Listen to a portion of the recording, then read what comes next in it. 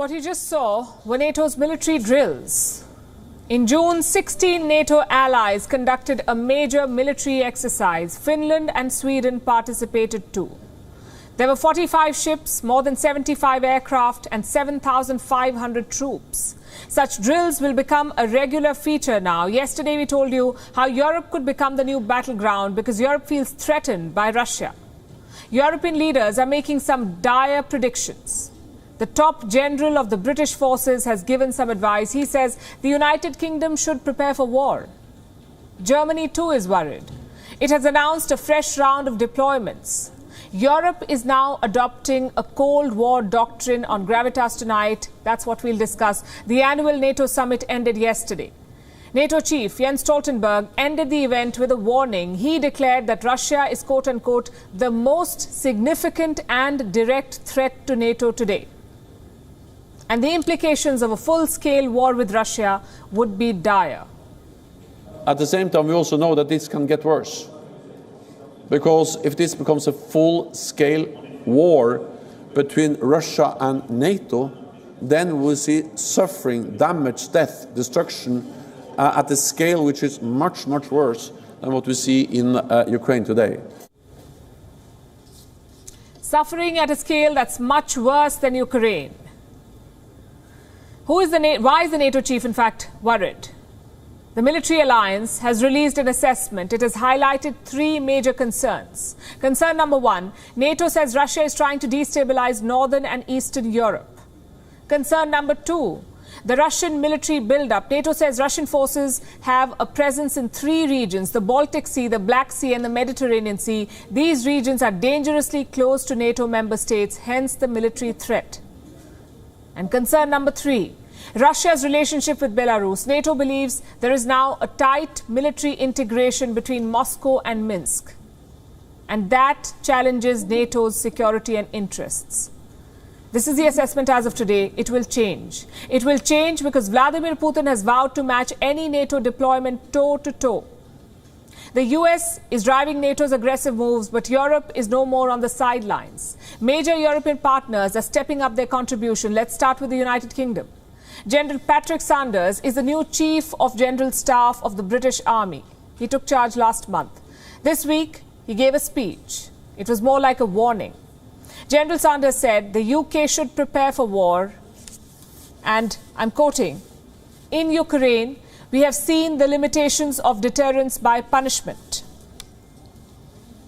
We must stop Russia seizing territory rather than expecting to respond to a land grab with a delayed counter-offensive. To succeed, the British Army, in conjunction with our NATO allies and partners, must be in place at especially high readiness. Ideally, a mix of both. Tripwires are not enough. That's what he said. The British government seems to agree. This week, they boosted their deployments to NATO. Britain is increasing its troop strength in Europe. London plans to keep more than 1,600 forces in Estonia. The soldiers will be equipped with helicopters and artillery systems. And that's not all. The UK plans to expand its NATO headquarters in Tallinn. It will be led by a brigadier. What about his responsibilities? Supporting the rapid deployment of troops if needed. The United Kingdom is adding more firepower to NATO forces. It will send RAF Typhoon and F-35 fighter jets, also aircraft carriers. These will be made available to NATO's Supreme Allied Commander for Europe. And this is the general who directs all NATO military operations. Now let's talk about Germany. What are Berlin's plans? Germany would maintain a regional marine command in the Baltic Sea and a tank division with 15,000 soldiers, 60 aircraft and 20 naval units. Here is what German Chancellor Olaf Scholz said about this. NATO has once again changed its view on Moscow. Through its aggressive politics, Russia has become a threat again for Europe and for the alliance. It threatens the international order. NATO will therefore improve its defense capabilities, especially when looking at the security of its members on its eastern flank. Insbesondere mit Blick auf die Sicherheit ihrer Mitglieder entlang der Ostflanke. Russia's actions are a threat to us, so we are responding. Europe's eastern flank is at the center of this response. It looks just like a battleground now. 8 countries represent the new front line against Russia: Estonia, Latvia, Lithuania, Poland, Slovakia, Hungary, Romania, and Bulgaria. There are at least 300,000 soldiers being deployed here. This region is under 24/7 air surveillance. A little further back, NATO members have stationed carrier strike groups, warships from the United States, Italy, the United Kingdom, and France. These guard the waters in and around Eastern Europe. Now join the dots. Look at the expanse and the level of deployments. To say the situation is tense is an understatement. Vladimir Putin's actions in Ukraine are making things worse. We were promised a Russian blitzkrieg. Instead, it's a war of attrition now in Ukraine. And in such conflicts, 2 things are very important: patience and resources. The West is trying to drain both. Their sanctions are not just testing Russia's economy, they're also testing Putin's patience.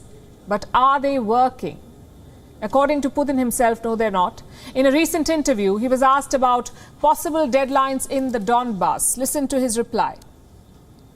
There is no need to talk about any deadlines. This is Vladimir Putin. I never talk about it since this is life and these are real things. A deadline is linked to the intensity of combat operations, which is directly linked to potential casualties. And we must think above all things about protecting our guys' lives.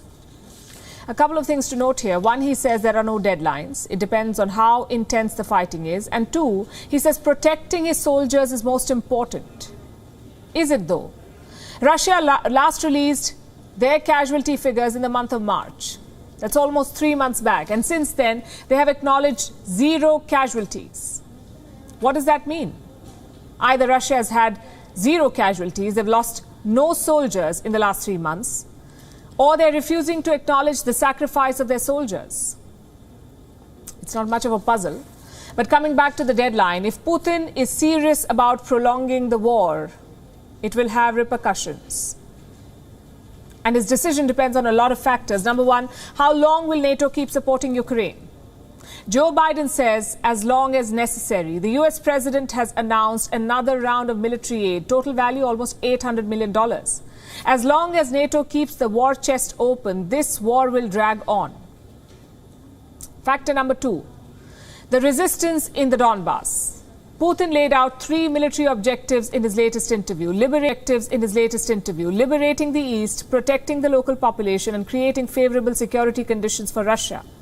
And that last one probably refers to Ukraine's neutrality. The speed of this mission depends on Ukrainian resistance. If they fight for every inch, this could get ugly. If not, Russia could wind up the war with Donbass. They've already taken Severodonetsk and Lysychansk. They have taken a key oil refinery. Now, factor number 3, the money. Russia's economy may be battered, but they're dragging the world down with them. Right now, the Western public will cheer these huge military shipments, but what if there's a recession? Will the US public still back Biden's multi-million-dollar aid to Ukraine? Chances are they won't. Putin too is affected by the economy, but he's relatively insulated. He doesn't have to face elections, you see. Plus, he can always crack down on dissent. That's not a luxury that Biden enjoys. He has midterm elections coming up in November. If he loses the Congress, it's game over for him. So pressure is building on both sides, and occasionally it shows. I'll give you an example from this week. Ukraine claims a shopping mall in Kremenchuk was hit by Russian missiles. They've released CCTV footage of the strike. Apparently 1,000 people were inside, out of which 18 were killed. Now, why is the strike important? A, because it's a civilian asset, and B, it is located far away from the front lines. Such attacks have no strategic value. They're meant to demoralize the local population, to put pressure on the leaders in Kiev. Another example is Snake Island. Let's pull up the map for you. Snake Island is located near the Danube Delta in the Black Sea. It is key to defending southern Ukraine. On day 1 of the invasion, Russia captured this island. But this week, almost 4 months later, Russia has vacated it. Snake Island is now under Ukrainian control. There are 2 versions about what happened. Ukraine claims they drove the Russians out. Russia claims it was a goodwill gesture. A goodwill gesture in the middle of a war? Goodwill for what? For resuming wheat trade in the Black Sea. Either way, it's a loss for Russia. It reaffirms their pivot in the last few weeks. Instead of targeting Kiev, they're limiting themselves to the Donbass. So coming back to my first question, will this war drag on? Well, it will, unless our leaders can grow up. And I mean this literally. Let me play out an exchange from the G7 summit this week. These are the men and women shaping the course of history. Take a look at their conversation. Jackie talk.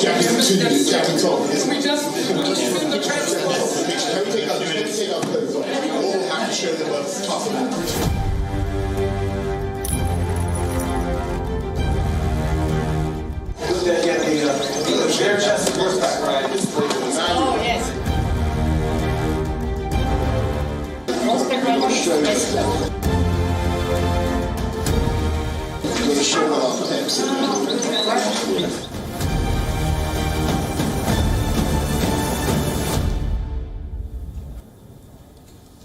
You heard those leaders of the G7. They were mocking Putin's macho displays, and needless to say, he had a comeback. Putin says it would be disgusting, that's the word he used, disgusting if the G7 leaders stripped down. You have to hear this stuff. I don't know which way they wanted to strip down, from top or from the bottom, but I think that would be a disgusting sight anyway. But if I can reference Alexander Pushkin, I may be wrong about the exact words, but one may be all about business and think of the condition of one's nails be well groomed. Just a gentle reminder, these are world leaders, some of the most powerful men and women of our times. They're supposed to be super busy right now with a pandemic, a war, a looming recession. Instead, they're busy body shaming and mocking each other. The people of Ukraine do not care if Putin takes off his shirt. They don't care about Boris Johnson's non-existent muscles. They're only concerned about their freedom, and for that, diplomacy must triumph.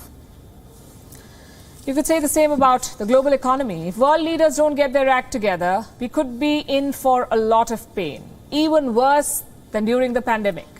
And I'll tell you why. This year has been the worst start for global stocks on record. The worst ever. How much damage are we talking about? Nearly $13 trillion. 13 trillion. Global investors have lost $13 trillion in the first 6 months of 2022. Even the pandemic years were not this bad. And why is that? Because 2020 was an economic slowdown. 2022 could be a recession. Let's look at three important indicators: the stocks, the factory output, and inflation. We'll start with the United States. Their index, NASDAQ, is down 30% in 2022. Japan's Nikkei is down 11%. India's Nifty, 10%. China's Shanghai Composite down 6.7%. European stocks, 17%. Every major market has crashed this year. And chances are, this is just the start.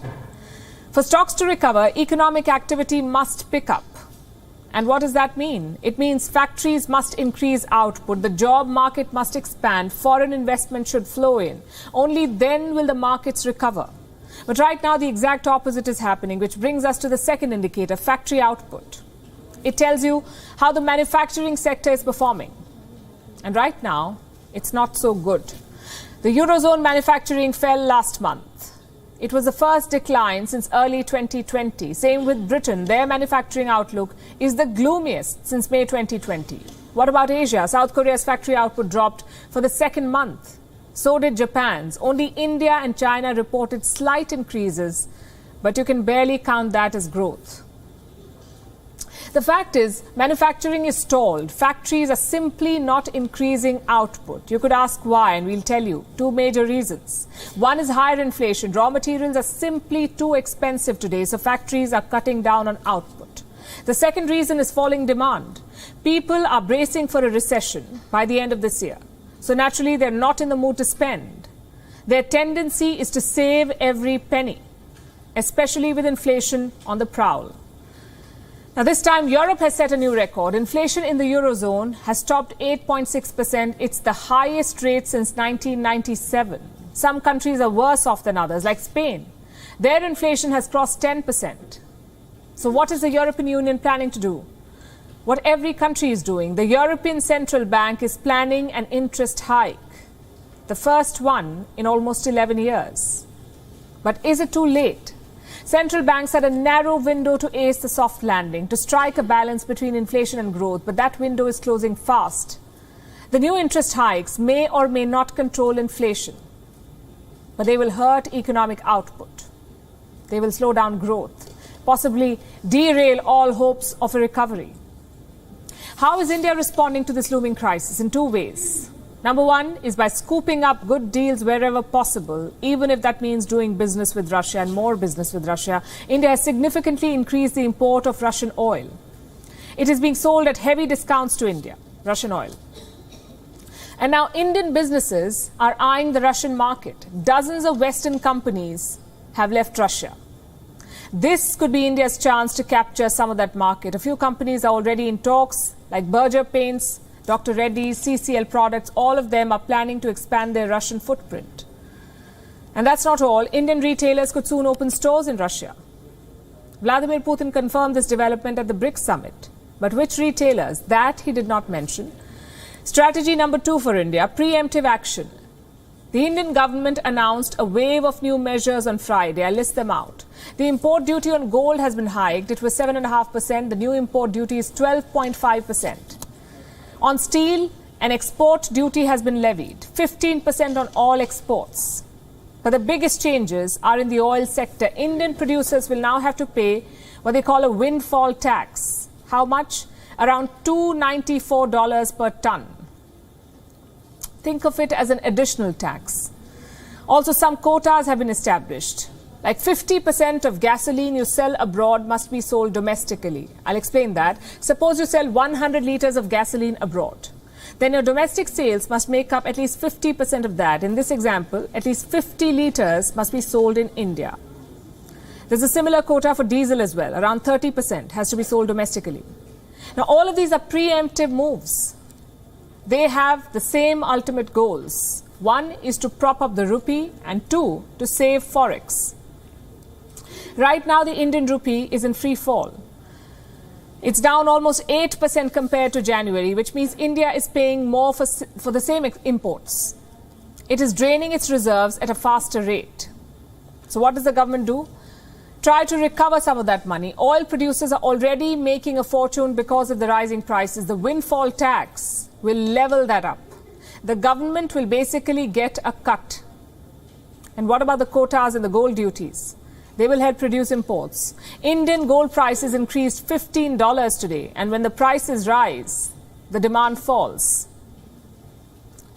If these policies work out, the Indian rupee will strengthen, and that will set off a chain reaction. Imports will become cheaper, inflation will cool off, economic activity will resume. But just like everywhere else in the world, one question still remains. Was India too late in making these moves?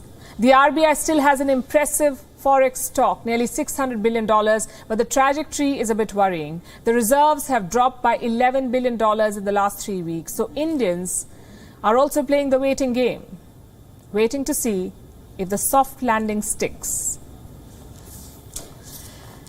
Our next story is about jugaad. What is jugaad?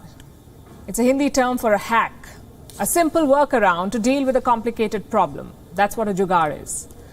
What is the biggest problem in geopolitics today? Doing business with Russia. You can't pay for Russian goods the traditional way.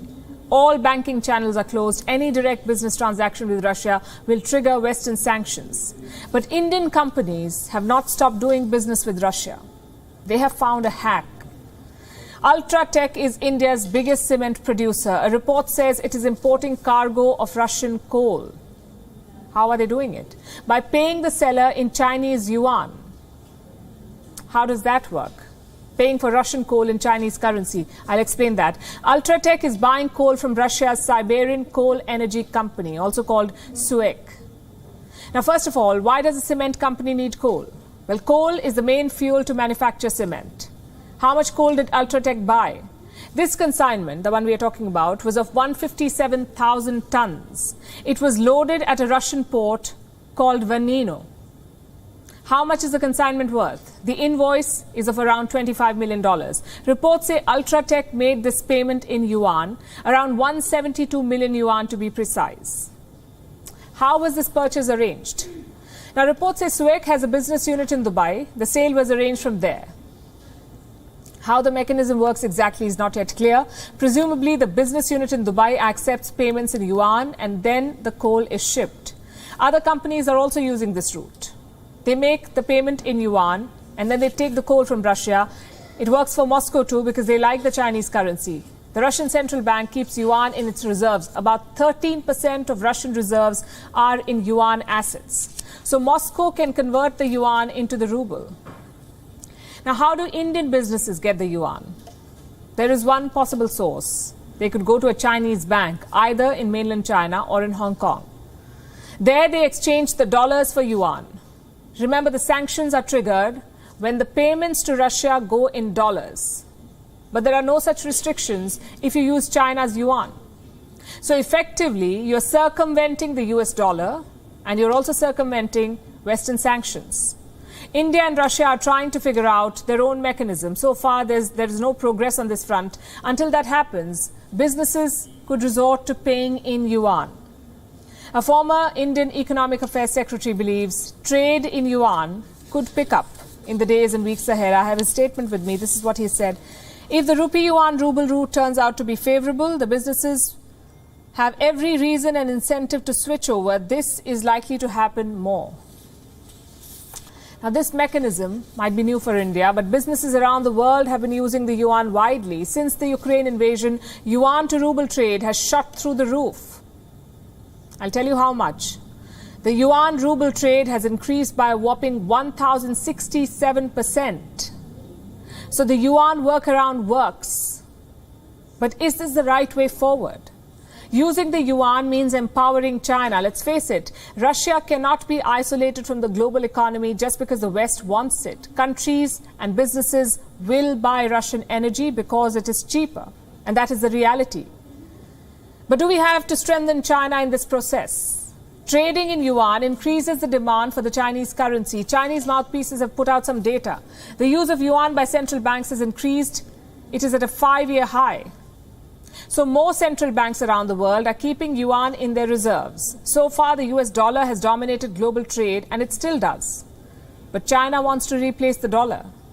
It wants the yuan to become the global currency. So if the world uses more yuan, Beijing's influence in global trade will rise. It's as simple as that. China is trying to leverage this momentum. It has reached out to 5 countries and regions: Indonesia, Malaysia, Hong Kong, Singapore, and Chile. With China, these 5 are building a yuan reserve. And all 6 of them, all 6 partners, will create a yuan pool. They will contribute a minimum of 15 billion yuan each to the pool. That's around $2.2 billion. How will this help China? Beijing is creating a global financial system, one that is driven by the yuan. It will challenge the dollar system.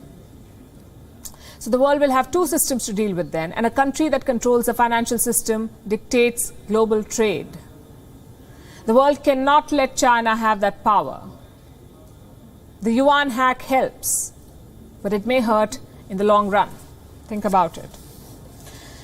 Our next story is from the United States. Their top court has delivered another big verdict. It has restricted federal powers to fight climate change. Now, this decision basically applies to America's Environmental Protection Agency, EPA. It's a federal government body. It regulates carbon emissions. But now, it can no longer do that. The US Supreme Court has curbed the powers of this regulator. It has barred it from dictating terms to power plants.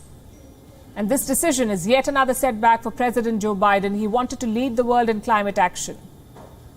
But with the conservatives dominating the US judiciary, he cannot even bring systemic changes at home. Here's a report.